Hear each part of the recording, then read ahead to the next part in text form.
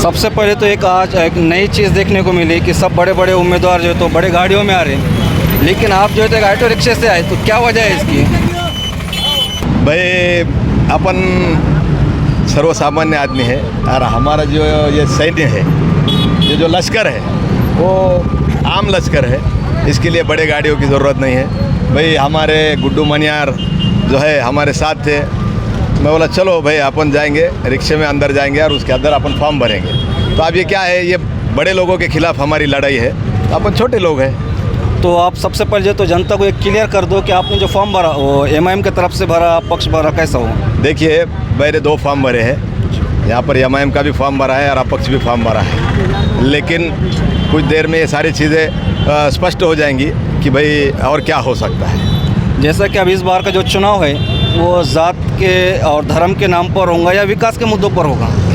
देखिए हम तो कोई ज़ात और पात के ऊपर इलेक्शन और चुनाव लड़ने वाले नहीं हैं, क्योंकि हम सभी मज़हब को साथ में लेकर चलने वाली हमारी पार्टी है। इसलिए हम विकास के मुद्दे को आगे लेकर, जो इन लोगों ने विकास के नाम पर, भूमिका के नाम पर जो गुम गया है, उसको खोजने की कोशिश हमारी रहेंगी और विकास के नाम के ऊपर हम इलेक्शन यहाँ पर लड़ाएंगे। अभी भी जो है तो शहर के अंदर का विकास जैसा होना चाहिए था अब तक वैसा नहीं हुआ, तो अगर आप आमदार बनते हैं तो इन चीज़ों को जो तो आप इसके लिए ठोस कदम क्या रहेंगे आपके? देखिए जो बीड़ शहर के और बीड़ तालुके के, बीड़ विधानसभा के अंदर का जो विकास है, आपने देखा कि 5 साल से हमने एक ऐसे शख्स को चुन के दिया, मुझे लगता हो 11 बजे उठता था और 3 बजे वापस सो जाता था, पता नहीं उसका कुछ उसको भी मौका सब लोगों ने दिया। उसी के साथ साथ जयदत्त क्षीरसागर साहब जो पिछले 30-35 साल से सत्ता में है, उसी के साथ साथ भारत भूषण क्षीरसागर साहब, उनके जो बेटे हैं वो भी मैदान में है, उन्होंने भी कॉप मेंबर थे, उनके वालिद 35-40 साल से नगराध्यक्ष रहे। ये सत्ता के अंदर रहे वाले लोग हैं, इन्होंने सत्ता का सिर्फ फ़ायदा उठाया है।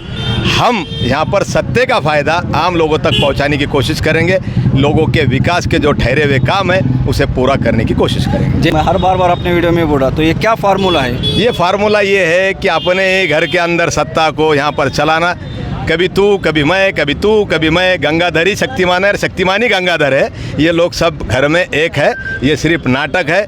दोनों बड़ी पार्टियों के जो उम्मीदवारी है, आप समझ सकते कि भाई ये लोग कितने हैं, और उनकी अगर 2 बड़े पक्ष की उम्मीदवारी एक ही घर में जाती है तो आप समझ जाइए कि ये लोग बड़ी उम्मीदवारें लेकर घर में बैठ रहे हैं।